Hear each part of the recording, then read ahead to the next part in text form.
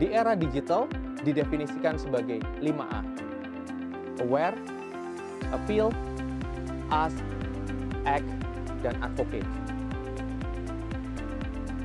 Nah, tapi waktu mereka perbaiki lagi menjadi versi yang Yes Gojek versi kamu, itu sampai view-nya sampai 20 jutaan. Jadi benar-benar tergantung dari konten yang kita keluarkan, apakah itu cocok dengan customer kita, dengan target segmen kita, nanti ini akan berjalan terus. Nah, setelah kita kasih bobot prioritasnya, kita timbang di kolom sebelah kanan adalah account-account kita. Kolom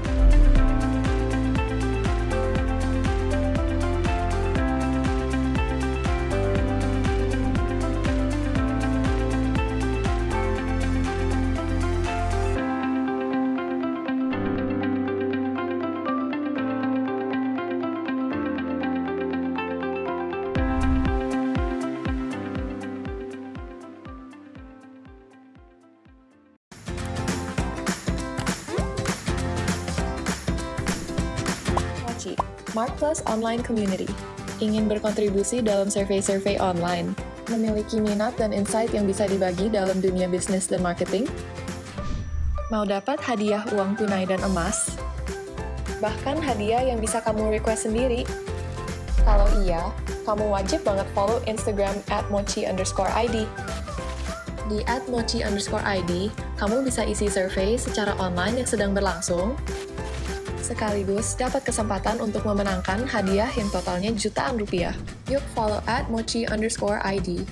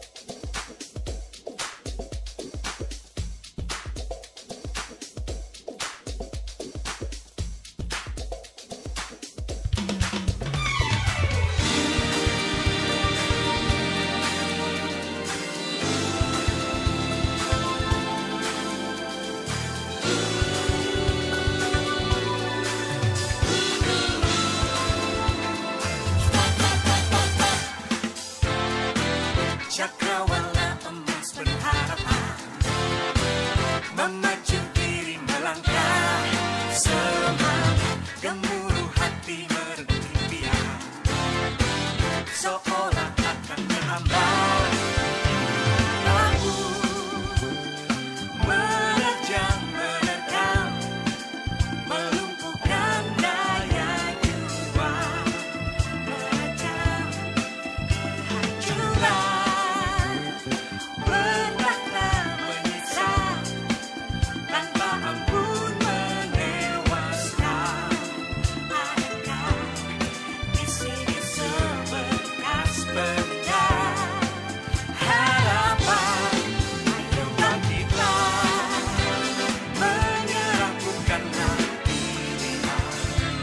Kawanku, coba ingatlah, bukan bilang bagai pasti berlalu. Lelah jiwa raga melawan duka, resah dan bingung menyatu, menjelma membelah satu angkuh manusia. Inikah akhir dunia? Doa yang khusyuk meretas, sambil petunjuk asa pun merasuk. Manusia adalah penyintas cobaan ribuan tahun. Mengapa kali ini harus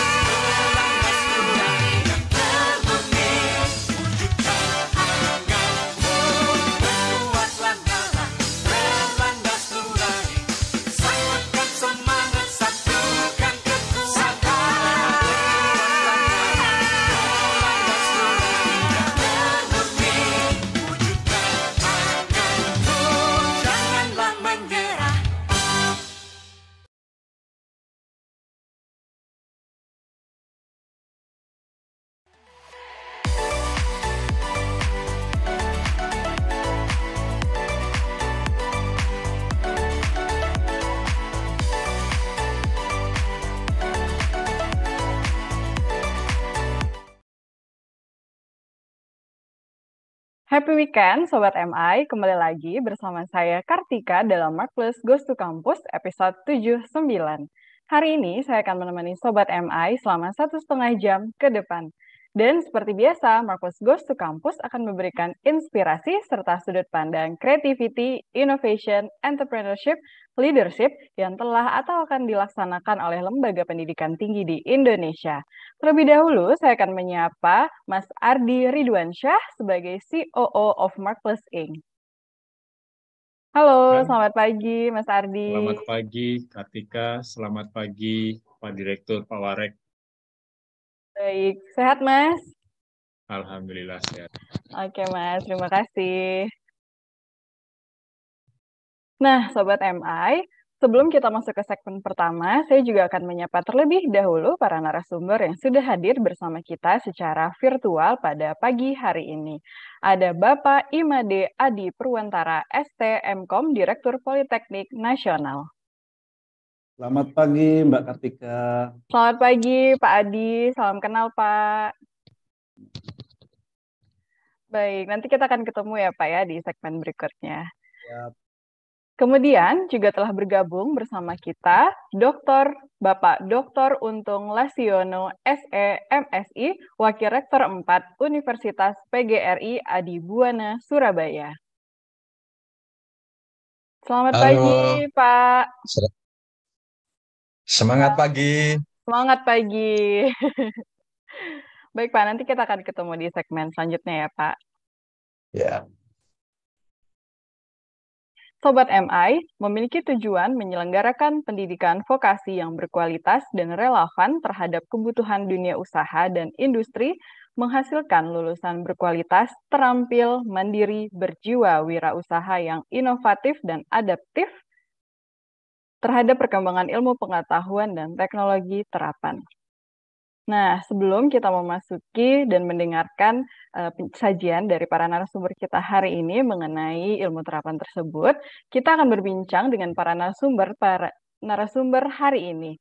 Mas Ardi akan memaparkan konsep entrepreneurial marketing. Kepada Mas Ardi, kami persilakan.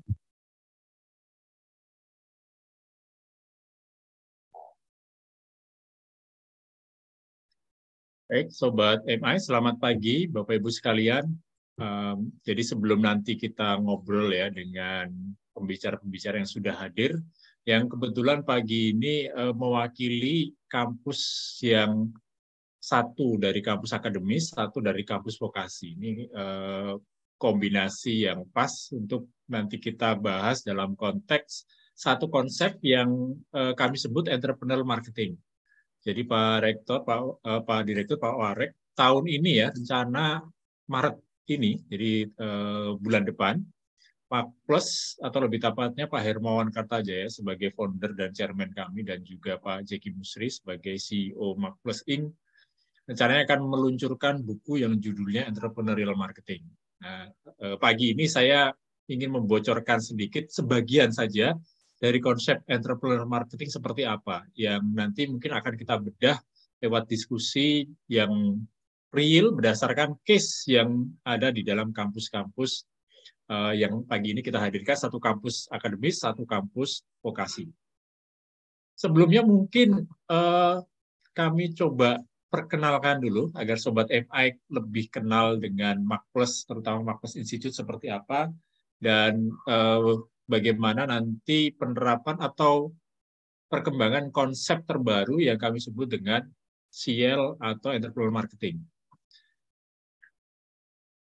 Jadi Markplus tahun ini, Mei tahun ini, kami tepat 32 tahun, jadi masih belum genap 32 tahun, yang selama 30 tahun lebih, kalau kami coba gambarkan secara statistik rata-rata, Bapak Ibu sekalian, rekan-rekan sekalian, alumni tanda kutip ya, mungkin beda dengan alumni di kampus yang mereka mungkin harus menghabiskan waktu 3 tahun, 4 tahun.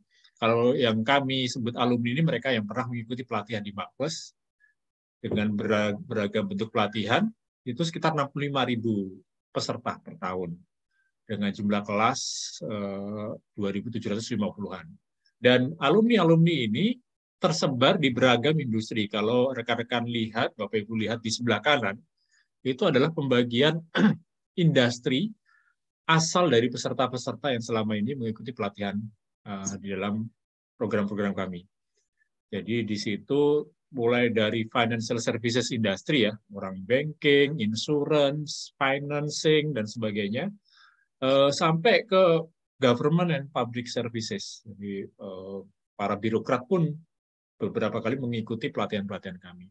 Nah, dari alumni yang tersebar di berbagai industri, bahkan institusi ini, akhirnya mulai pandemi sebenarnya, Bapak Ibu ya, mulai awal-awal pandemi kemarin, kami berpikir, ini kan 30 tahun lebih ya, Makles itu bisa dibilang kami kuat di segmen yang tengah, di professional life, yang kami sebut professional life. Ini gambaran tahapan proses seseorang dalam belajar, terutama belajar bisnis dan marketing, Bapak Ibu. Pertama yang kami sebut educational life, ini mulai dari SMP, SMA, sampai kampus ya. Sampai akhirnya kemudian lulus, mulai masuk ke dunia kerja. Mulai dari level staff, nanti naik jadi supervisor, manager, dan seterusnya, itu yang kami sebut dengan professional life. Dan mungkin pada saat titik tertentu memutuskan untuk mandiri, menjadi entrepreneur ataupun pensiun, yang kami sebut entrepreneurial life. Nah, selama ini Makles fokusnya memang di yang tengah ini. Tapi semenjak pandemi, ini berkah tersembunyi dari pandemi, sebagaimana nanti Bapak-Bapak akan sharing juga ya, adalah digital transformation. Akhirnya kami bisa menjangkau partner-partner, rekan-rekan yang ada di luar daerah, bahkan di luar Jawa, dengan biaya yang efisien. Sehingga akhirnya kami bisa banyak kolaborasi dengan kampus-kampus tidak hanya di Jawa, bahkan di luar Jawa, bahkan di mana kami tidak ada cabang. Dan disitulah kemudian peluang lewat digital transformation ini yang membuat kami lebih fokus lagi ke fase yang kami sebut dengan educational life ini. Makanya salah satunya dalam bentuk MGTC ini hampir ke 80 ya, MGTC kita pagi ini selama hampir 2 tahun kalau tidak salah, hampir 2 tahunan kita lakukan karena ternyata memang educational life itu menjadi satu potensi tersendiri untuk kolaborasi. Dan modal tadi, alumni yang tersebar di berbagai industri dan sebagainya itu menjadi modal yang kami tawarkan ke kampus. Jadi Makles menjadi semacam jembatan bagi adik-adik kita gitu ya, agar mereka transisi dari fase educational life ke professional life. Makanya kemudian banyak program-program yang ditawarkan Makles, salah satunya kalau dengan kampus kita banyak kolaborasi dalam program sertifikasi, Bapak Ibu. Jadi ini program sertifikasi yang kami sesuaikan, terutama untuk marketing ya, karena memang Makles ini core-nya di marketing, yang kami sesuaikan dengan, jadi setelah kami belusuan sekian tahun di dunia marketing, jadi hanya kami bagi orang marketing itu siapa sih? Nah, itu kami definisikan menjadi 3 bidang utama awalnya. Orang yang memegang handle merek, ya, mengurusi promosi, riset produk, dan sebagainya, itu yang warna hijau, kalau Bapak Ibu lihat di sini, bidang merek. Lalu ada bidang penjualan, ini yang langsung ketemu dengan pelanggan, komunikasi, negosiasi, dan sebagainya. Tapi ada juga yang kami sebut bidang layanan, ini mereka yang tugasnya menjaga loyalitas customer, agar tidak pindah ke lain hati. Nah, itulah profil atau anatomi ya, orang yang sebut kerja di bidang marketing. Nah, dengan adanya digitalisasi, akhirnya kami masukkan bidang digital. Walaupun sebagai bidang digital ini seringkali dimasukkan bidang merek. Nah, di setiap bidang ini kemudian sebenarnya ada levelnya. Level operasional untuk yang baru lulus, yang memang mereka sebagai pelaku. Di level manajerial ini sudah mengelola tim, sementara di level strategis sudah mengelola organisasi. Nah, dari setiap level inilah kami kemudian membuat program-program sertifikasi untuk membekali para putra-putri kita agar mereka lebih siap masuk ke dunia kerja. Makanya biasanya kolaborasi yang kita lakukan dengan kampus banyak kan memang di level operasional, mempersiapkan putra-putri kita agar tadi transisi dari educational life ke professional life lebih lancar, lebih smooth. Nah, kalau Bapak Ibu dosen biasanya mengambil sertifikasi yang level strategis, yang paling atas. Terutama yang sudah pengalaman mengajar minimal 5 tahun, biasanya akan mengambil Certified Professional Marketers Asia. Karena itu satu-satunya program sertifikasi yang kami miliki yang bergelar. Karena terutama kalau Bapak Ibu punya rekan ya, orang finance, orang accounting, itu sering kita lihat gelarnya panjang ya, Bapak ya. Jadi bukan hanya gelar akademis, SEAK atau SEMM dan sebagainya, tetapi ada gelar-gelar sertifikasi CFA, apa. Nah, orang marketing kurang yang seperti itu. Nah, salah satunya yang kami kemudian berikan adalah Certified Professional Marketers Asia, di mana di sini Makpros tidak bekerja sendiri, tapi berkolaborasi dengan Asia Marketing Federation. Baik, tadi sudah dibahas ya terkait dengan entrepreneurial marketing. Jadi di dalam buku entrepreneurial marketing sebenarnya model, ada banyak konsep yang ada di situ. Salah satunya Bapak Ibu itu intinya adalah buku itu bercerita bagaimana menggabungkan dikotomi atau hal-hal yang selama ini dianggap bertentangan di dalam organisasi. Tapi kemudian intinya di antara hal-hal yang bertentangan tadi adalah dikotomi antara yang kami sebut dengan SHIEL, Creativity, Innovation, Entrepreneurship, dan Leadership, dengan PIPM yang bawah, Productivity, Improvement, Professionalism, dan Management. Jadi di buku itu, ini berdasarkan wisdom Pak Hermawan Kartajaya, di buku itu tidak hanya dari Makpros yang menulis, tapi penulis utamanya adalah Profesor Philip Kotler, ini mbahnya marketing ya, kita ini ya. Jadi hipotesa di buku itu adalah dengan adanya pandemi, disrupsi, VUCA, banyak istilah yang kemudian menggambarkan ketidakpastian ini, maka sebenarnya apa sih kompetensi yang dibutuhkan bagi kita sebagai pelaku bisnis, kita sebagai birokrat, kita sebagai akademisi di era baru ini. Nah, di buku itu hipotesanya mengatakan bahwa yang selama ini kita kuat, cenderung kuat itu yang bawah, Bapak Ibu. Kita dibentuk lewat sistem yang rapi, pendidikan yang formal, kita cenderung memperhatikan productivity, improvement, professionalism, dan manajemen. Nah, sementara di era baru ini kita harus melengkapi itu dengan yang atas, creativity, innovation, entrepreneurship, dan leadership. Itu salah satu bab utama yang ada dalam buku Entrepreneur Marketing. Dan di situ kami gambarkan creativity, innovation, entrepreneurship, dan leadership atau SHIEL ini sebagai satu rangkaian. Ini waktu itu saya ingat kita membentuk tim riset khusus Bapak Ibu, itu campuran dari 4 generasi. Ada Gen Z, Gen Y, Gen X, dan Baby Boomer. Baby Boomer-nya cuma satu, Pak Hermawan Kartajaya sendiri. Dan dari situ akhirnya muncul model ini, di mana creativity ini adalah proses untuk menghasilkan ide baru. Ya, sesimpel itu. Jadi, dengan melihat banyak hal baru, belajar ketemu orang baru, maka kita akan bisa keluar dengan ide baru. Itu definisi creativity dalam buku itu adalah proses untuk menghasilkan ide baru yang punya manfaat. Tapi kalau cuma sekadar ide ya hanya ngawang-ngawang saja. Penting, pasti penting untuk punya ide baru. Tapi bagaimana ide ini menjadi sesuatu yang konkret. Itulah proses innovation. Ini mungkin ada beberapa definisi lain di luar, tapi definisi kami, innovation adalah proses mengubah ide menjadi solusi. Jadi barangnya sudah bisa dilihat, diraba, diterawang, sudah berbentuk produk atau jasa yang sudah siap digunakan. Itu yang kami sebut innovation. Nah, tetapi sebagus apapun solusi atau produk yang sudah kita create, kita ciptakan, tidak akan memberikan manfaat atau value-nya tidak akan dirasakan kalau tidak, sederhananya tidak ada yang berani dan bisa menjualkan produk tadi sehingga semua orang bisa merasakan. Itulah peran entrepreneurship. Entrepreneurship ini adalah mengubah solution sehingga bisa meng-create value, memberikan manfaat bagi penemunya, bagi inovatornya, juga bagi masyarakat atau konsumen yang akan menggunakannya. Seringkali kan Bapak Ibu di banyak lembaga riset, lembaga penelitian sudah jadi produk yang bagus, solusi yang bagus, tapi tidak bisa memasarkan itu, tidak bisa menjualnya. Nah, inilah peran entrepreneurship. Bagaimana solusi tadi bisa dijual ke internal maupun ke eksternal. Dan yang terakhir adalah leadership.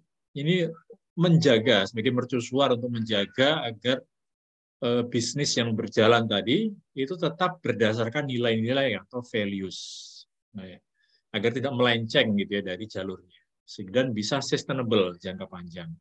Ini kurang lebih model entrepreneurial marketing yang menjadi model inti dalam konsep buku baru yang rencana akan diterbitkan bulan Maret, dan kami sering seminarkan di mana-mana. Biasanya kalau dengar kata sial-sial, maka yang dimaksud sebenarnya adalah ini, creativity, innovation, entrepreneurship, dan leadership. Baik, itu mungkin sekedar pengantar nanti sebelum kita berdiskusi dengan Pak Direktur dan Pak Warek. Terima kasih ya. Kembalikan kepada Kartika. Ya, terima kasih Mas Ardi. Nah, Sobat MI, sebelum masuk ke sesi selanjutnya, kita saksikan dulu highlight MGTC episode sebelumnya.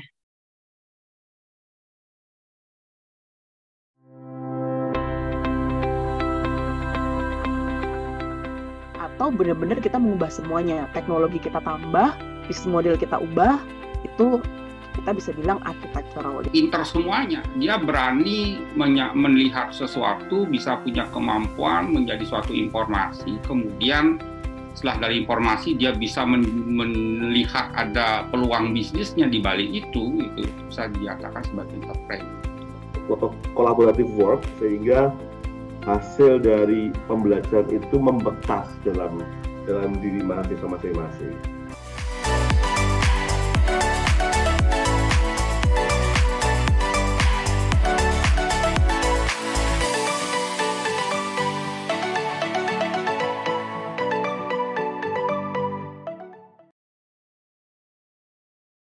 Sobat MI memiliki tujuan menghasilkan lulusan berkualitas, terampil, mandiri, dan berwirausaha, dan melaksanakan pengabdian kepada masyarakat dengan menyebarluaskan ilmu pengetahuan dan teknologi terapan. Bagaimana strategi Bapak Imade Adi Purwantara, ST.M.Com, Direktur Politeknik Nasional?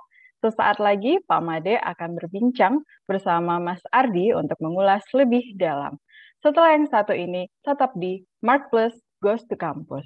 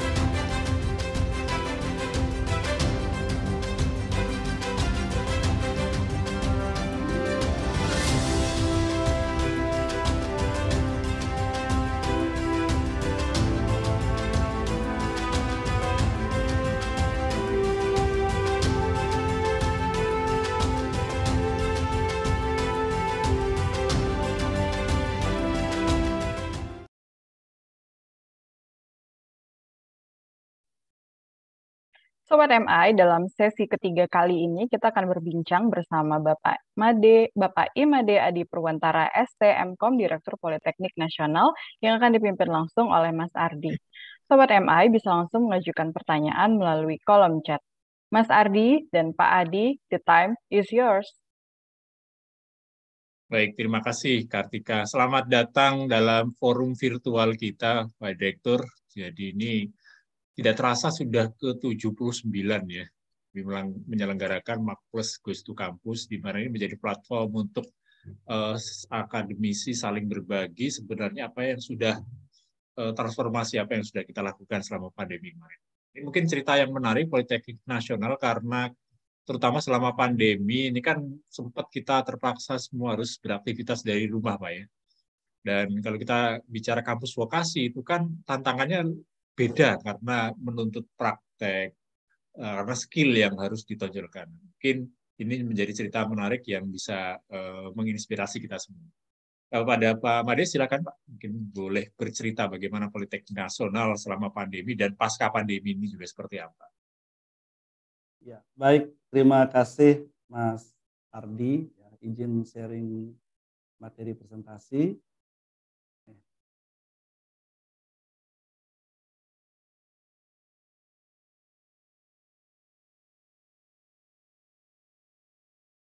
Sudah, baik.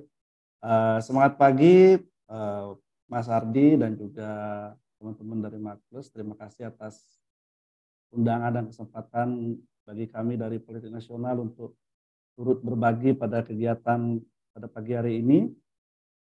Selamat pagi Bapak Dr. Untung, Wakil Rektor Universitas PGRI Adi Buwana, Surabaya. Salam hormat Bapak, salam kenal. Selamat pagi pemirsa dan Sobat MA yang menyaksikan kegiatan ini dimanapun Anda berada. Ya, memang betul tadi seperti apa yang disampaikan oleh Mas Ardi tadi, tentunya selama pandemi banyak tantangan. Kami menyebutnya tantangan, kita berupaya sedapat mungkin tidak mengatakan itu merupakan kendala, tapi merupakan tantangan bagi kita, agar kita memiliki semangat yang lebih untuk menyelesaikan tantangan tersebut. Pastinya banyak tantangan, banyak hal yang kita dapatkan selama pandemi tersebut, dan izinkan pada kesempatan hari ini saya berbagi kepada teman-teman semua, Sobat MA semua yang hadir pada kegiatan hari ini. Perkenalkan, kami dari Politeknik Nasional, saya Imade di Purwantara, atau biasa disapa Pak Adi kalau di kampus. Kalau di luar Bali biasa dipanggilnya Pak Made, ya, karena di luar Bali nama Made mungkin sedikit langka, tapi kalau di Bali terlalu banyak nama Made. Ya. Kampus kami berlokasi di Jalan Pandu Denpasar, jadi di pusat ibu kota Denpasar di Bali. Mengawali presentasi ini, izinkan saya mengutip perkataan dari Bapak Presiden kita, Bapak Joko Widodo, di mana beliau pernah menyampaikan, di masa depan bukan negara besar mengalahkan negara kecil, bukan negara kaya mengalahkan negara miskin, tetapi negara cepat mengalahkan negara lambat. Jadi kita perlu percepat di segala sektor. Dan salah satu cara untuk menjadi lebih cepatlah dengan melakukan transformasi digital, termasuk di perguruan tinggi. Nah, untuk itu pada topik kali ini saya akan membawakan topik tentang transformasi digital di perguruan tinggi. Next. Seperti yang kita ketahui bersama bahwa pandemi COVID-19 telah memaksa berbagai industri untuk melakukan transformasi digital dengan lebih cepat, termasuk juga di perguruan tinggi. Selama pandemi kita tidak dapat kemana-mana, ya, hanya tinggal di rumah saja. Tentu sebagai makhluk sosial, pembatasan tersebut membuat kita menjadi kurang nyaman, ya. Sehingga muncullah berbagai platform maupun aplikasi yang dapat dimanfaatkan selama pembatasan untuk sekedar melakukan sosialisasi atau juga sebagai fasilitas untuk melakukan berbagai aktivitas, termasuk aktivitas kantor atau mungkin kalau dosen untuk aktivitas mengajak. Sama juga yang kita temui tepat sekali seperti disampaikan oleh Mas Ardi tadi, tantangan terutama di pendidikan vokasi karena kita seharusnya banyak praktek. Nah, di sini tantangannya luar biasa. Bagaimana kita harus mampu mengadaptasi teknologi agar bisa dimanfaatkan oleh mahasiswa kita ketika pandemi terjadi. Mereka ada di rumah atau mungkin berada di kampungnya. Nah, bagaimana mereka tetap bisa melakukan proses pembelajaran. Nanti itulah kami sangat tertarik dengan transformasi digital ini. Nah, hal ini juga didukung oleh kebijakan pemerintah, terutama di sektor pendidikan tinggi. Selama pandemi, kuliah bisa dilaksanakan dengan tatap muka online. Mungkin karena itu satu-satunya way out ya di dunia pendidikan pada saat itu agar tetap bisa berjalan di tengah pandemi. Selama kurang lebih 2 tahun, kita melakukan pembatasan terhadap aktivitas di luar rumah. Hal ini ternyata membawa kebiasaan baru. Kebiasaan terhadap penggunaan dan pemanfaatan teknologi. Transformasi digital sejatinya merupakan proses pemanfaatan teknologi digital secara masif dalam sebuah organisasi. Jadi transformasi digital di perguruan tinggi harusnya melibatkan semua pihak. Karena kita tidak hanya bicara tentang teknologi saja, tapi juga harus mampu merubah mindset dan juga budaya yang ada di organisasi. Next. Mengutip pernyataan Dewan Pengarah BRIN, Badan Riset Inovasi Nasional, Profesor Marsudi, dalam suatu acara beliau pernah menyampaikan transformasi digital di perguruan tinggi sangat penting untuk meningkatkan kualitas kampus. Mustahil menyiapkan putra-putri bangsa yang menguasai teknologi digital dan mampu menaklukkan tantangan global jika kampusnya sendiri belum mahir menggunakan teknologi. Jadi kalau kita perhatikan dari pernyataan beliau tersebut, tentunya transformasi digital merupakan sebuah keharusan bagi sebuah perguruan tinggi. Karena perguruan tinggi harus selalu meningkatkan kualitasnya agar menjadi perguruan tinggi yang unggul. Tidaknya ada 2 faktor yang menjadi penyebab untuk kita melakukan transformasi digital di perguruan tinggi. Minimal ada 2 faktor ini. Yang pertama itu terkait dengan kesadaran kita. Kita sadar di perguruan tinggi bahwa dengan kita melakukan transformasi digital, kita mampu meningkatkan kualitas perguruan tinggi. Dan membuat perguruan tinggi menjadi lebih inovatif, produktif, kreatif, dan pastinya lebih efisien. Tepat seperti yang disampaikan oleh Mas Ardi tadi. Dengan melakukan transformasi digital mampu menjangkau klien yang lebih luas. Sama seperti kami juga di sini, ketika pandemi kemarin, kita mensosialisasikan program kampus kita lebih banyak melalui sosial media, secara online. Dan terbukti mahasiswa kita tahun kemarin ternyata banyak yang dari luar Pulau Bali. Selain memang dari putra daerah Bali, luar Pulau Bali meningkat dengan sangat signifikan. Mungkin hal itu salah satunya karena kita menjangkau di luar dari wilayah kita juga. Kemudian yang kedua yang menjadi faktor untuk kita harus melakukan transformasi digital adalah dari sisi mahasiswa dan juga calon mahasiswa kita. Calon mahasiswa kita sekarang sudah masuk ke generasi Z. Jadi mahasiswa dan juga calon mahasiswa kita masuk ke generasi Z. Di mana generasi Z ini generasi yang lahir antara tahun 1996 sampai 2010 atau ada yang bilang sampai 2012 ya, sekitaran antara tahun itu. Dan generasi Z itu sekarang sebagian sudah masuk di perguruan tinggi. Dan nanti yang selanjutnya masih banyak lagi yang mengantri ya. Generasi Z. Dan generasi Z ini sering disebut sebagai I-generation, generasi internet, karena memang mereka sangat cakap untuk menggunakan teknologi. Jadi teknologi itu sudah menjadi bagian dari kehidupan mereka. Nah, bayangkan ketika itu merupakan bagian dari kehidupan mereka, ketika mereka masuk ke perguruan tinggi, dia tidak merasakan experience di teknologi di perguruan tinggi tersebut, barangkali mereka akan meninggalkan perguruan tinggi tersebut. Nah, jadi alasan faktor yang kedua yang mengapa kita perlu melakukan transformasi digital adalah karena mahasiswa dan juga calon mahasiswa kita sudah masuk ke generasi Z. Next.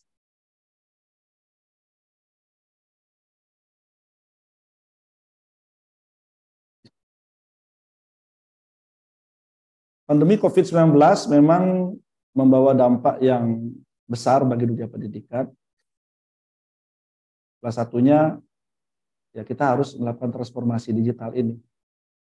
Dalam proses transformasi ini, di kami, kita awali dengan menyiapkan infrastruktur, ya, Wi-Fi, kemudian platform-platform dan lain sebagainya.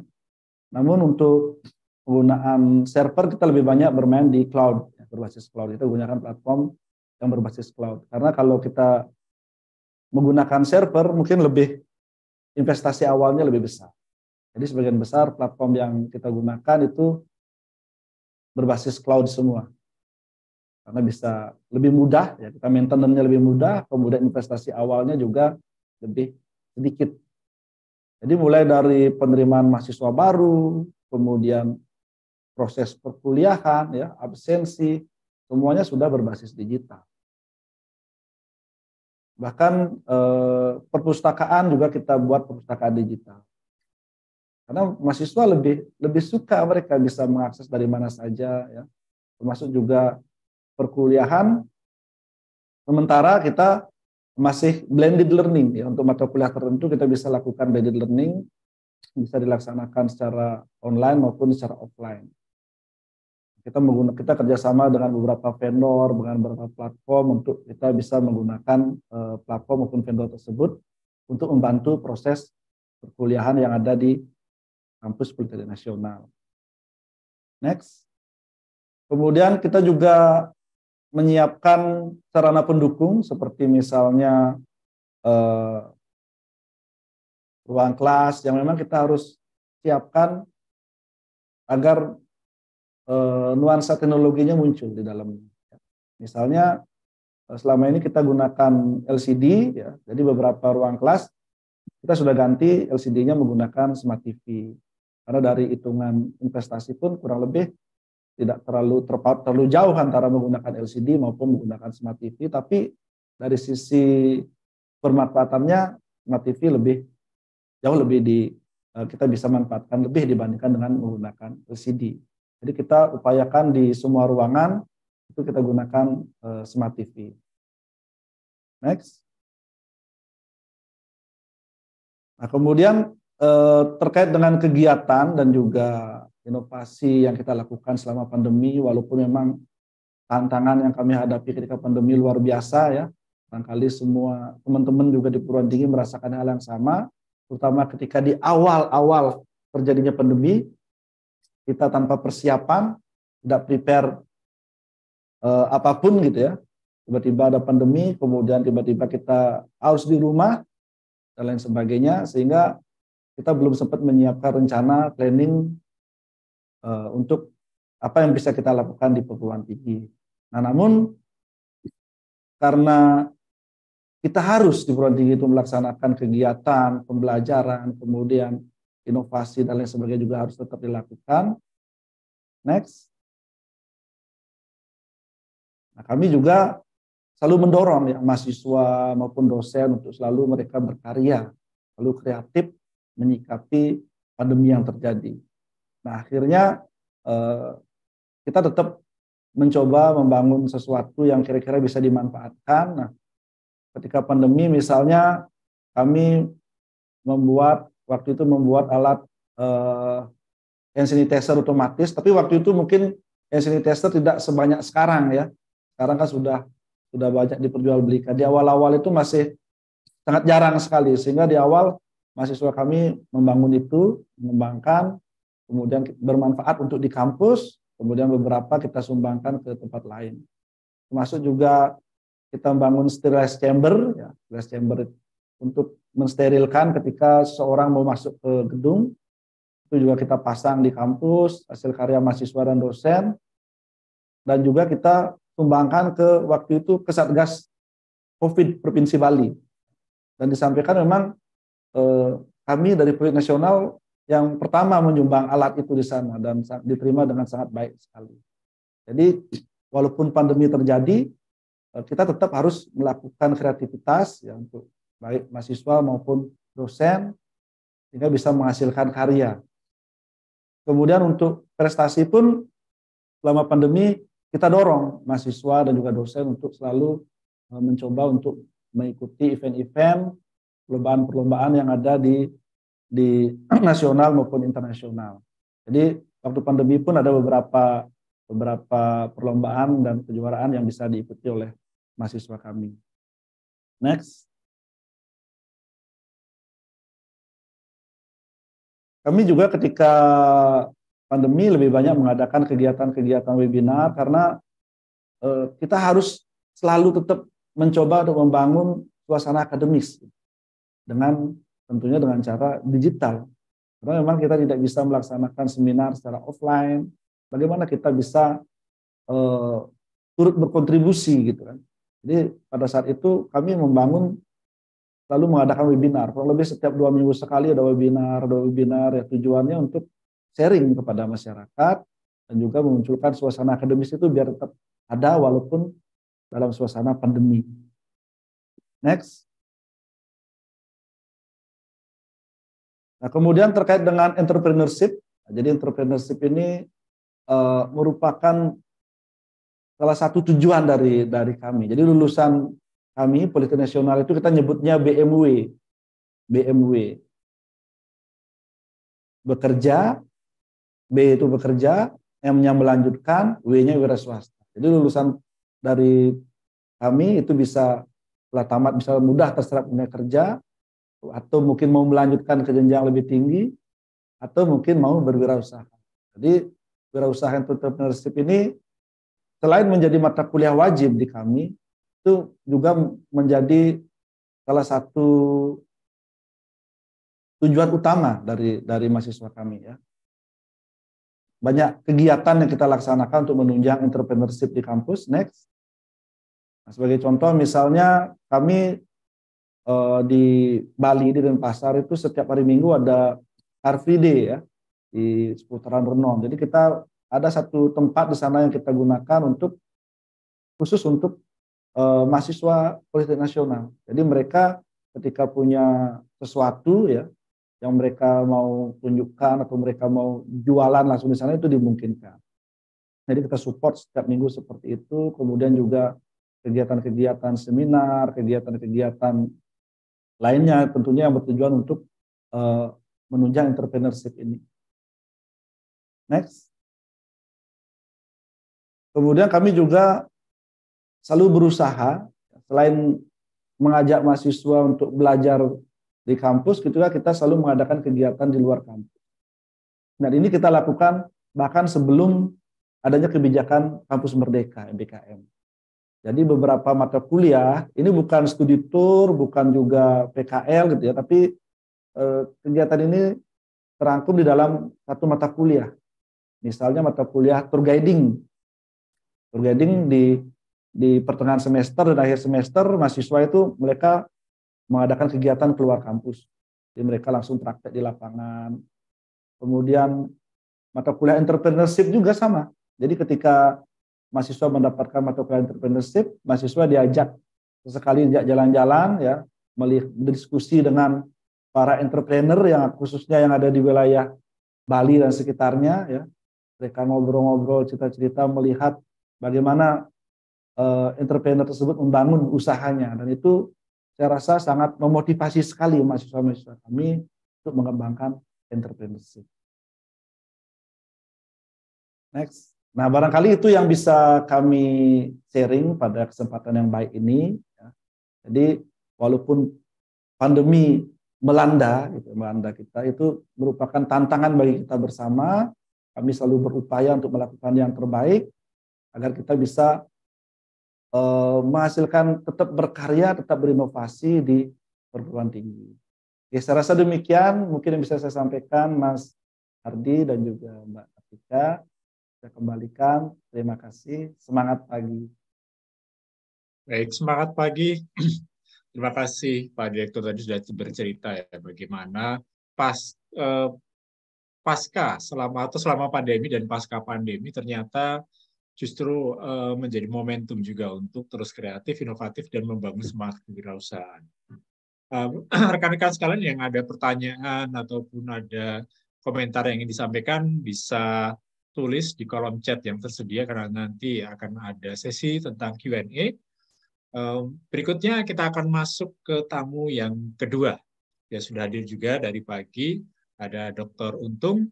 Tapi mungkin kita akan melihat sebentar profil dari kampus beliau berikut ini.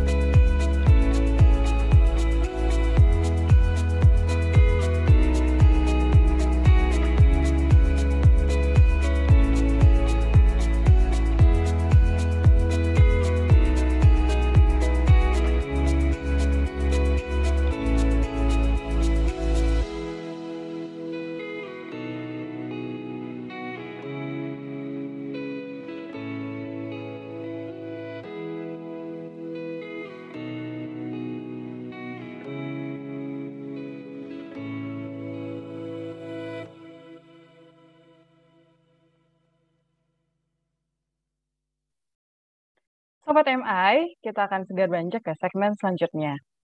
Dengan visi menghasilkan media kebinaan yang memiliki sikap profesional, beretika, serta berjiwa wirausaha, bagaimana strategi Bapak Dr. Untung Lasiono, SE, MSI, Wakil Rektor 4 Universitas PGRI Adibuana Surabaya untuk menjadi salah satu yang terbaik? Nah, dalam segmen ini kita akan berbincang dengan Bapak Dr. Untung Lasiono, SE, MSI, Wakil Rektor 4 Universitas PGRI Adibuana Surabaya yang akan dipandu lagi oleh Mas Ardi. Mas Ardi dan Pak Untung, the time is yours. Baik, selamat datang Pak Untung. Jadi tadi sudah kita lihat ya bagaimana profil dari kampus beliau. Nah, sekarang kita pengen tahu lebih dalam apa saja yang sudah terjadi selama pandemi dan inovasi, inisiatif apa yang dilakukan untuk menghadapi tantangan selama pandemi kemarin. Silakan pada Pak Untung, waktu dan tempat kami persilakan.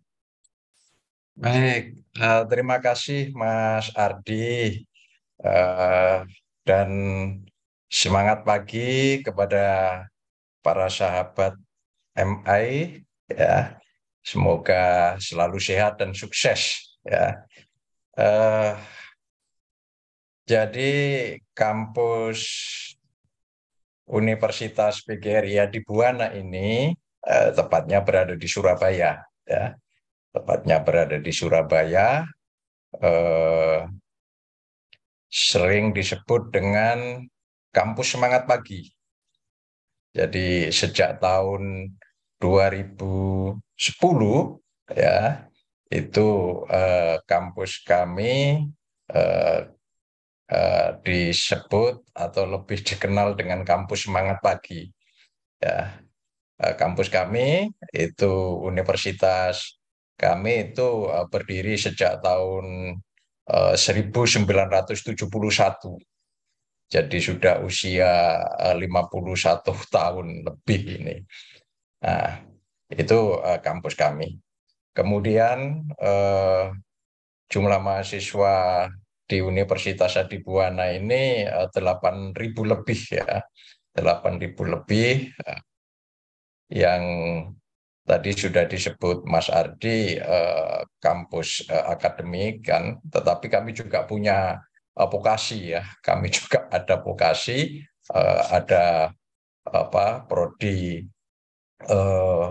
tata boga, tata rias, tata busana, ya, dan juga tata kecantikan, ya. Itu yang ada juga di Adibuana ini. Itu sekilas keberadaan kampus Adibuana ini. Kemudian mungkin slide-nya bisa di kampus kami itu ada kampus 1 itu ada tepatnya di Surabaya, ya. Di Surabaya ada di kampus 1 itu ada di tengah kota di daerah Ngagel, ya. Kemudian kampus 2 yang di background saya ini kampus 2. Jadi itu adalah lapangan, begitu masuk kampus itu lapangan hijau, bisa untuk olahraga, ada lapangan bola standar nasional di situ, dan di pojok itu ada spot yang untuk bisa foto dan sebagainya, itu kampus semangat pagi. Kemudian kami punya juga kampus 3, tepatnya di Kabupaten Mojokerto, ya. Kampus 3 itu kita namakan Edupak Adibuana. Edupak Adibuana itu adalah kampus yang dipakai untuk kegiatan-kegiatan perkuliahan atau pelatihan di luar kampus utama. Sehingga kalau melakukan outbound dan sebagainya itu ada di kampus 3, ya. Kebetulan medannya bukit-bukit gitu di Kecamatan Gondang, Kabupaten Mojokerto. Ada 2 lagi kampus, yaitu di Lamongan, ya, di Lamongan. Kemudian 1 lagi ada di kampus Blitar. Itu kampus Adibuana. Nah, sebenarnya di Marcellus Institute ini ya dengan visinya Adibuana itu tidak jauh berbeda kalau saya lihat setelah saya mempelajari. Jadi visi Universitas Adibuana itu adalah menjadi universitas unggul, berkarakter, peduli, amanah, gigih, dan inovatif. Ini kalau saya lihat di konsepnya Marcellus Institute ini tidak jauh berbeda, yang lebih menonjolkan creativity, innovation, entrepreneurship, kemudian leadership. Nah itu kalau tadi Mas Ardi lebih menyebut dengan istilah CL, ya CL. Kemudian kalau saya gandengkan dengan pagi, ya pagi di kampus kami disebut kampus semangat pagi, itu pagi yang dalam hal ini adalah P-nya peduli, kemudian amanah, gigih, dan inovatif. Nah itu kalau saya matchkan dengan konsepnya Mas Ardi dengan CL, itu akhirnya menjadi CLA. Jadi pedulinya ya di situ ada creativity, kemudian amanah di situ ada leader, ya kemudian gigih di situ ada entrepreneurship, kemudian inovasi sama inovatif, itu yang di konsepnya Mas Ardi. Nah tidak jauh berbeda. Oleh sebab itu di Adibuana terkait dengan pandemi COVID itu sebenarnya sejak tahun 2017 itu Adibuana sudah punya Virlenda. Virlenda itu adalah virtual learning of Adibuana. Nah, itu adalah media yang disiapkan oleh Adibuana ya sejak tahun 2017, dan itu sebelum terjadi COVID, pandemi COVID ini, kita sudah siapkan itu. Media itu adalah media untuk pembelajaran secara online, dan di Adibuana disebut dengan Virlenda. Nah, oleh sebab itu terkait dengan konsep kampus kami yang berkarakter pagi itu ya tentunya akan mencetak sumber daya manusia yang kompeten pada pilihan bidangnya. Pada pilihan bidangnya itu adalah para mahasiswa itu punya kebebasan, punya kesempatan untuk memilih kompetensi yang diminati. Tentunya sebagai lembaga perguruan tinggi menyiapkan itu semua, ya, menyiapkan, memfasilitasi, ya, dan di universitas kami itu ada Teaching Innovation University. Artinya di situ tidak hanya kegiatan-kegiatan perkuliahan dilakukan secara konvensional, tetapi juga perlu didukung ya dengan inovasi-inovasi ya yang dilakukan baik oleh dosen, ya baik juga dukungan sarana, ya termasuk seluruh pendukung, termasuk tenaga kependidikan untuk mewujudkan itu semua.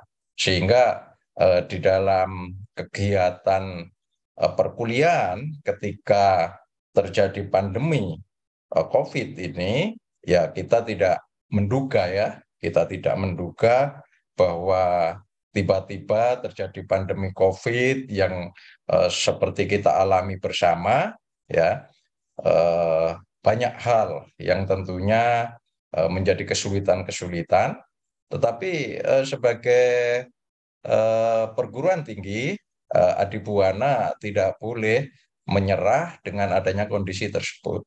Sehingga Firlenda yang sebenarnya sudah kita siapkan sejak tahun 2017 itu akhirnya sangat bermanfaat sekali ketika pandemi COVID. Jadi kita sudah siap, bahkan bagi Firlenda itu mungkin sebuah kesempatan, ada teknologi yang lebih dimaksimalkan untuk melakukan kegiatan pembelajaran yang sebagai inovasi di dalam proses pembelajaran ini. Nah, itu yang terkait dengan masalah terkait dengan kondisi pandemi yang kita alami. Sehingga selama pandemi itu tidak ada hambatan yang sangat kuat untuk menghambat kegiatan-kegiatan perkuliahan. Sehingga kegiatan perkuliahan yang kita lakukan di samping secara virtual juga blended ya, atau mungkin hybrid ya, itu ada memang pembatasan dan sebagainya. Nah, ini yang terkait untuk menghasilkan lulusan yang kompeten pada pilihannya, ini tentunya kita sesuaikan dengan kebijakan Mas Menteri yang dalam hal ini adalah MBKM ya, Merdeka Belajar Kampus Merdeka. Itu mahasiswa diberi kesempatan seluas-luasnya, ya, diberi kebebasan ya, di dalam koridor kebebasan itu untuk meningkatkan kompetensinya.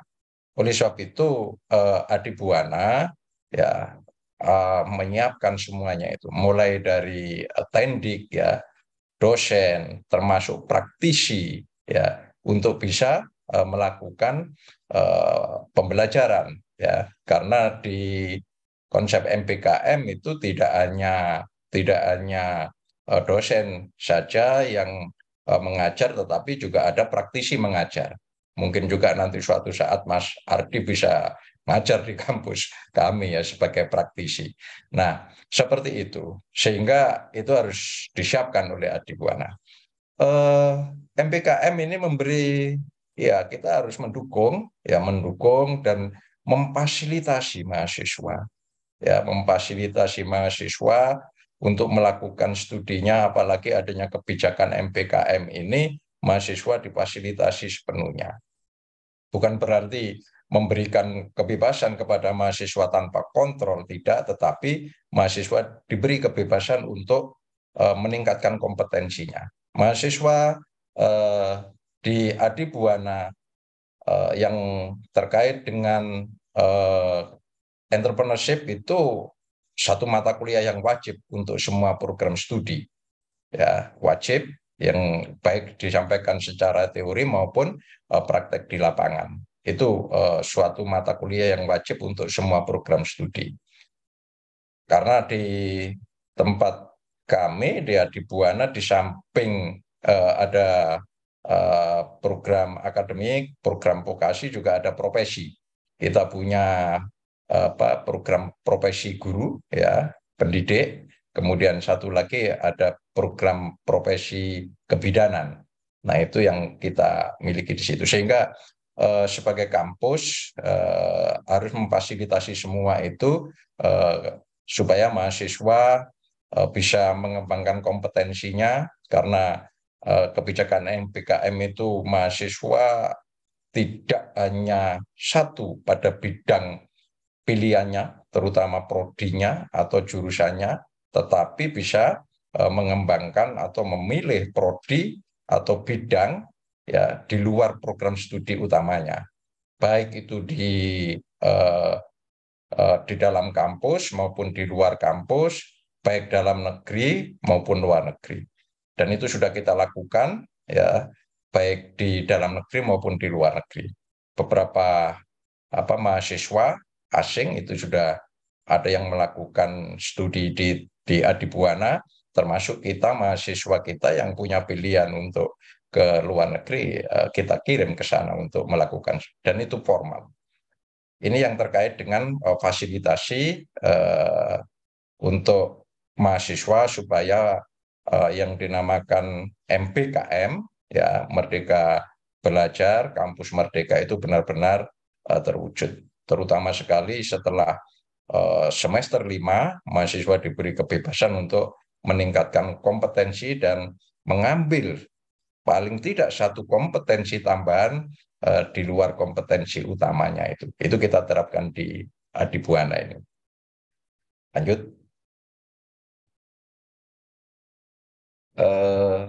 Next, Pak. Nah, ini yang ada di kita sehingga apa tadi yang saya sebut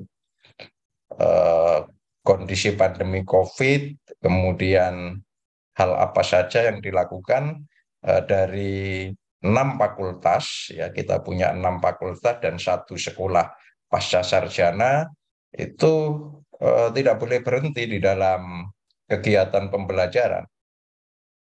Jadi selama 2 tahun, ya hampir 2 tahun ini kondisi pandemi yang kita alami itu kegiatan pembelajaran terus kita lakukan.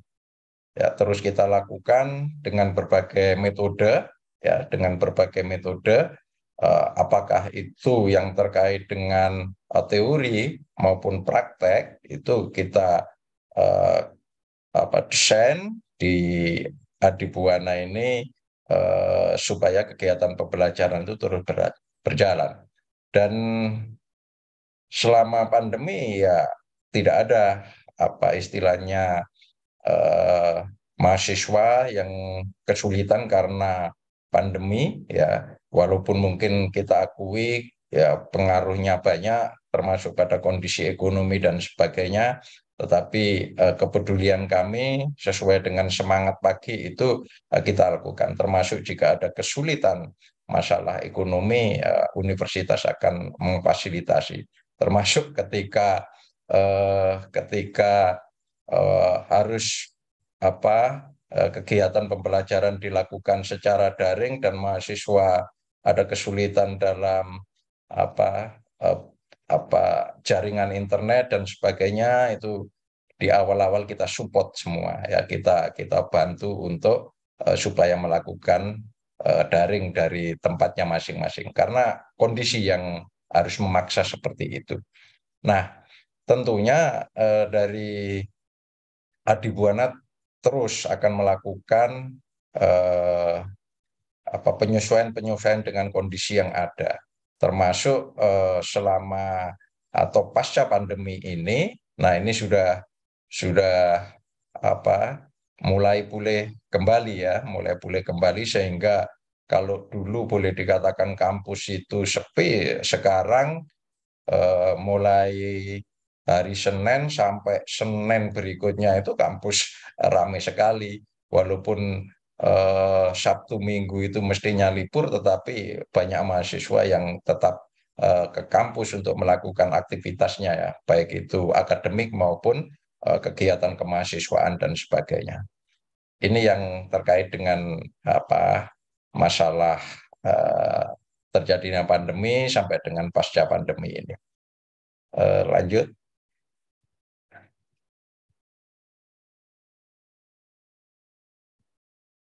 Next, Pak.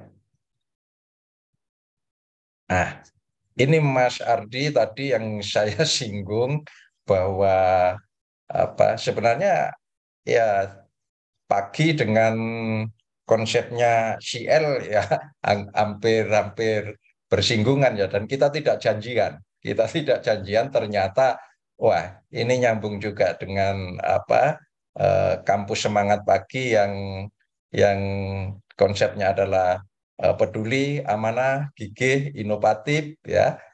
Sedangkan di MAK Plus Institute ini adalah creativity, ya, innovation, entrepreneurship, dan leadership.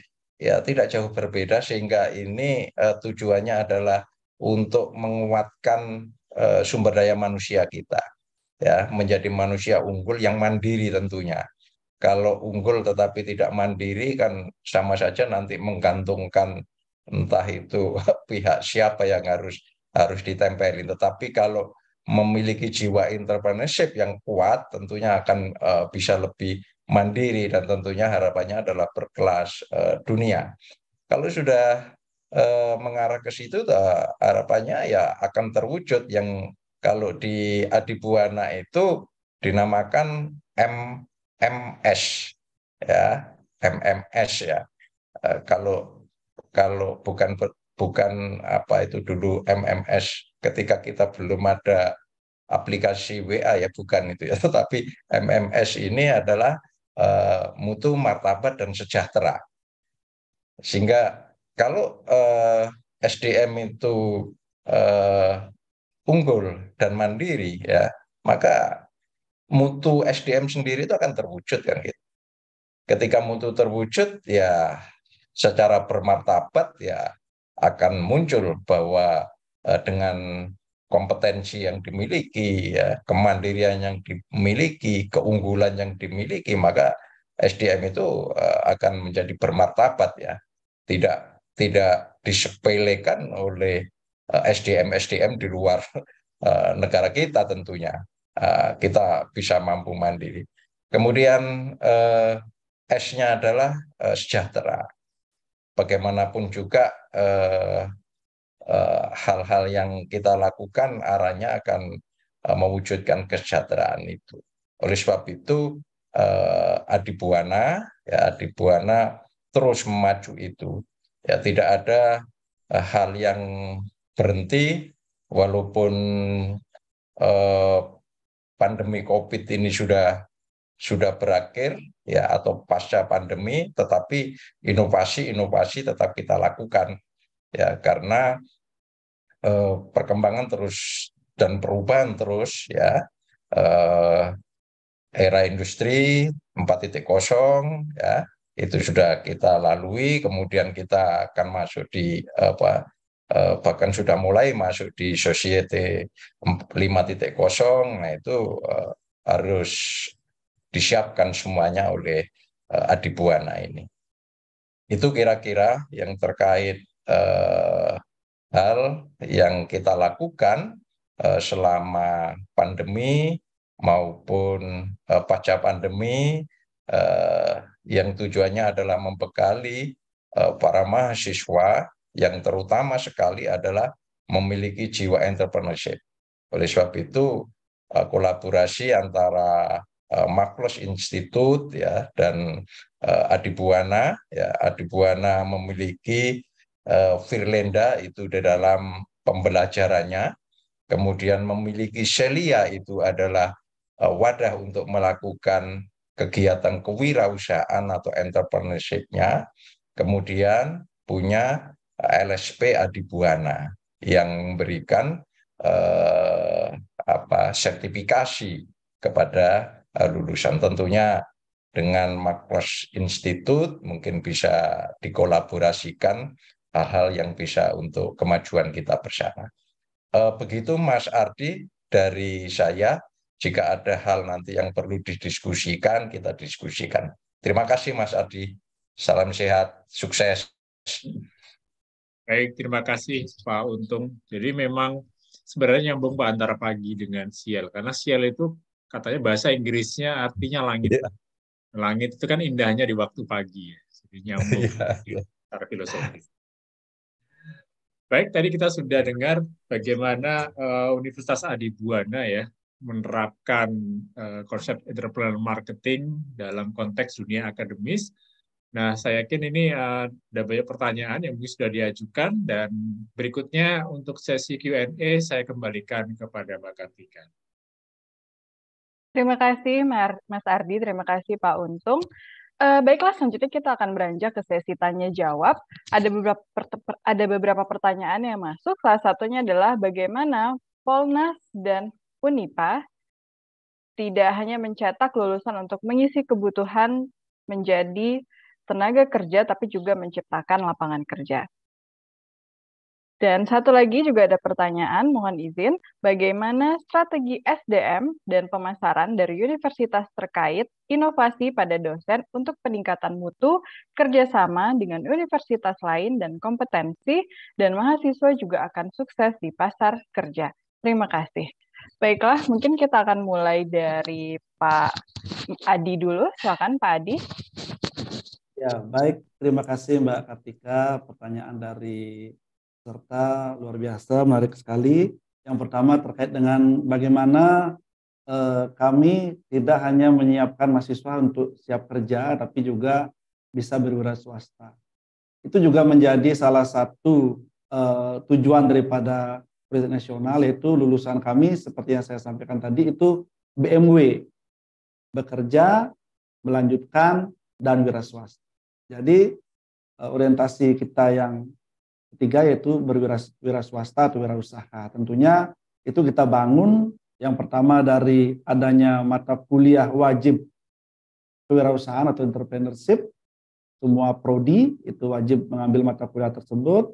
Kemudian kita juga mengadakan kegiatan-kegiatan yang tujuannya untuk memotivasi mahasiswa untuk melakukan wirausaha. Selain itu kita juga mengundang beberapa praktisi atau wirausaha untuk datang ke kampus, dan juga kami mengadakan kunjungan. Setiap ada mata kuliah entrepreneurship, kita mengadakan kunjungan ke beberapa usaha yang sudah sukses, sudah berhasil, agar mahasiswa kita punya gambaran, agar mahasiswa kita punya motivasi untuk membangun wirausaha. Nah, yang menarik juga adalah salah satu hal penting di kami ketika mereka di semester akhir, jadi mereka tidak hanya mengerjakan tugas akhir, ya, tapi juga mereka bisa membangun wirausaha. Jadi dengan membangun wirausaha dan jalan itu bisa sebagai bagian dari EBKM dan bisa dimasukkan ke dalam mata kuliah dan dikonvert menjadi nilai. Itu menjadi suatu yang baik sekali, dan saat ini sudah ada beberapa mahasiswa yang dalam proses ini dan sudah beberapa usahanya sudah berjalan, ya. Namun memang periodenya masih belum berakhir.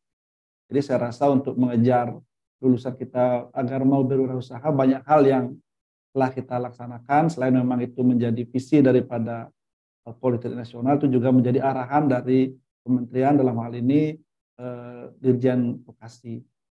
Kemudian yang kedua terkait dengan strategi bagaimana untuk meningkatkan dosen tadi ya, kan kualitas mungkin ya tadi Mbak ya, kualitas dosen ya. Tentunya kita untuk SDM sesuai dengan yang kita lakukan, biasanya kita selalu melakukan semacam kegiatan pelatihan secara berkala ya, untuk dosen maupun tenaga pendidikan. Jadi kita di awal tahun kita sudah merencanakan apa nih yang kira-kira perlu terupdate ya, dari SDM kita. Jadi kita secara rutin melaksanakan kegiatan pelatihan-pelatihan yang diperlukan untuk meningkatkan kualitas dosen maupun SDM lainnya. Selain itu kita juga mengadakan kegiatan dosen terjun ke industri. Nah, jadi bukan hanya mahasiswa saja. Jadi misalnya kita kebetulan kami ada jurusan atau program studi pariwisata, usaha perjalanan wisata, itu kadang beberapa dosen kita minta mereka untuk semacam magang ya, tapi tidak magang full ya, beberapa kali untuk industri, melihat bagaimana sih di industri saat ini apa yang terjadi. Dan mereka melaksanakan kegiatan tersebut. Industri itu tentunya memberikan feedback yang sangat baik sekali. Nah, selain itu juga kita mensupport dosen itu dari industri juga. Jadi dari industri untuk mengajar ke kampus, dan juga dosen kita arahkan mereka untuk membangun usaha juga. Jadi selain mahasiswa membangun usaha, dosen juga kita berikan harapan agar mereka membangun usaha, tentunya berkaitan dengan kompetensinya, dan itu bisa disebarluaskan ke mahasiswa. Itu barangkali yang bisa kami lakukan ya, mudah-mudahan mampu menjawab pertanyaan dari dua penanya tadi. Saya rasa demikian Mbak Tika, terima kasih. Terima kasih Pak Adi. Selanjutnya saya kasih kepada Bapak Untung. Silakan Pak.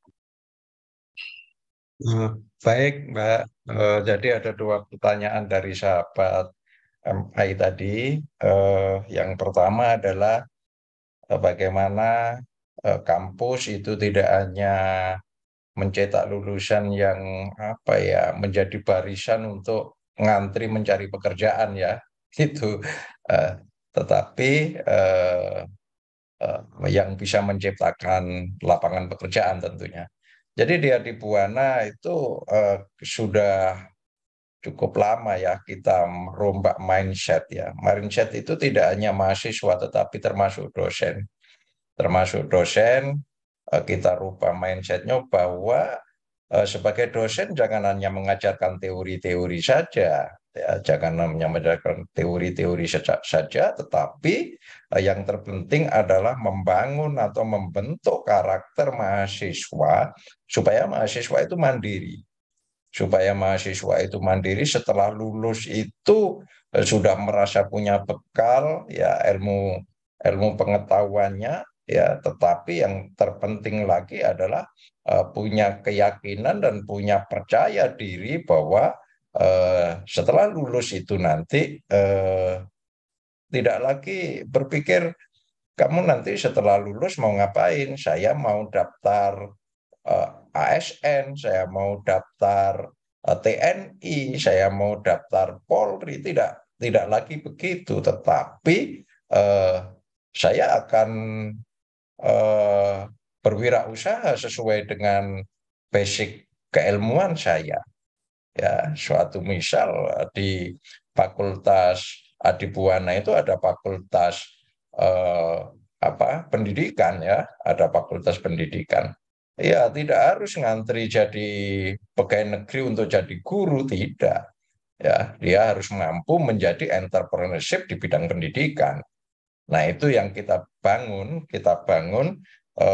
mindsetnya mulai dari dosen sampai ke mahasiswa. Tentunya tidak mudah ya, tetapi harus kita lakukan dan sudah kita lakukan sejak lama itu untuk membangun seperti itu. Sehingga kalau berentrepreneurship, berwirausaha, ya harus kita bentuk sejak mahasiswa. Ya, mentalnya harus kita bentuk. Ya, kita hilangkan rasa malunya untuk berwirausaha itu.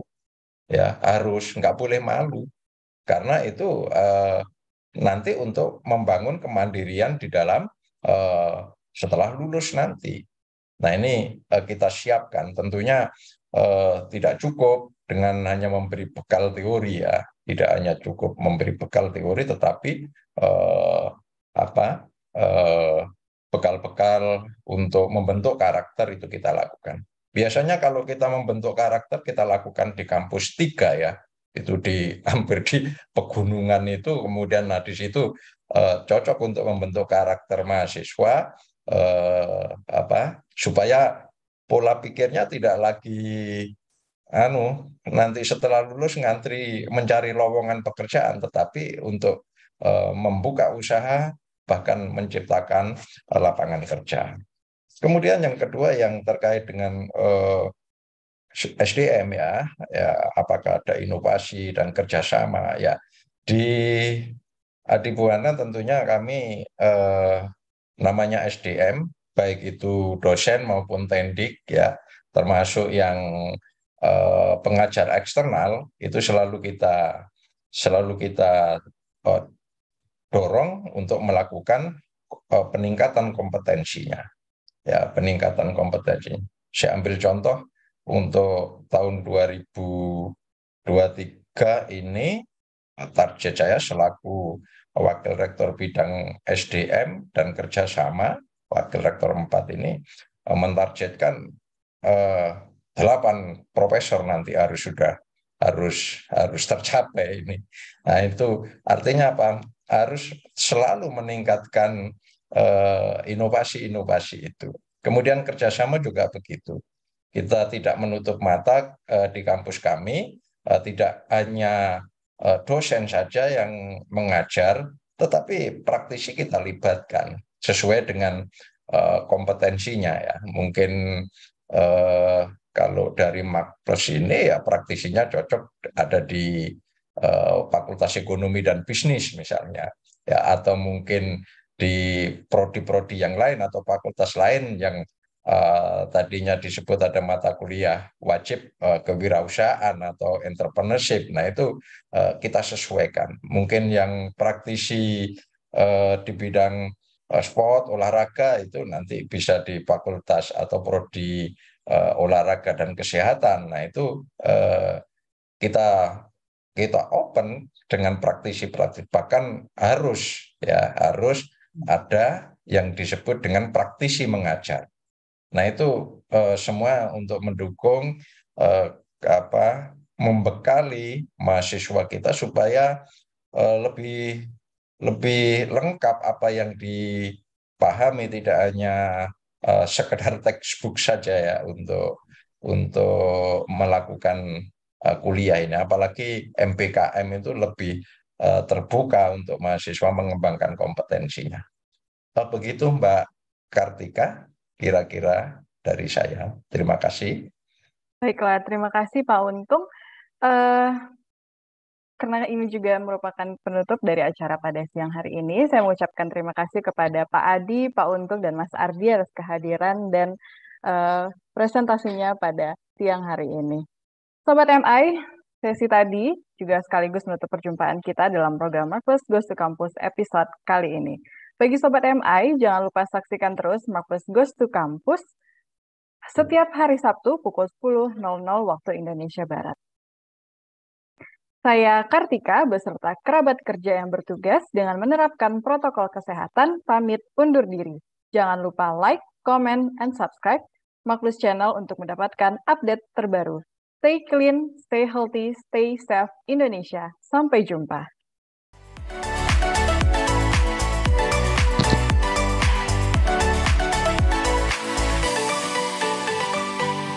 Terima kasih Mas Ardi, Mbak Kartika, Pak Adi. Halo Pak Imadi, Adi, Pak Untung.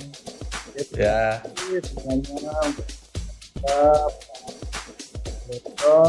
Terima kasih Pak Made Bagus.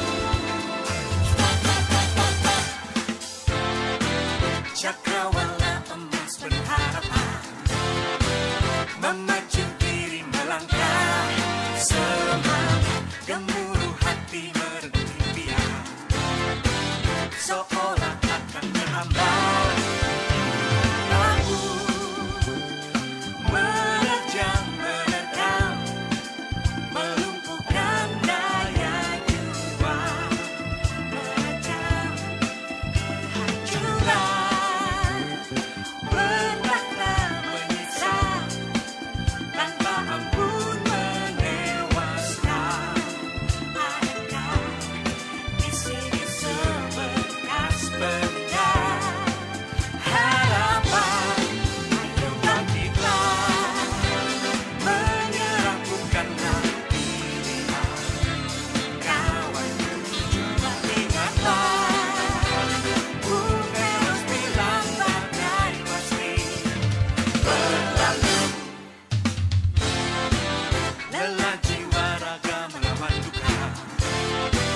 Resah dan bingung menyatu, menjelma, membelah ke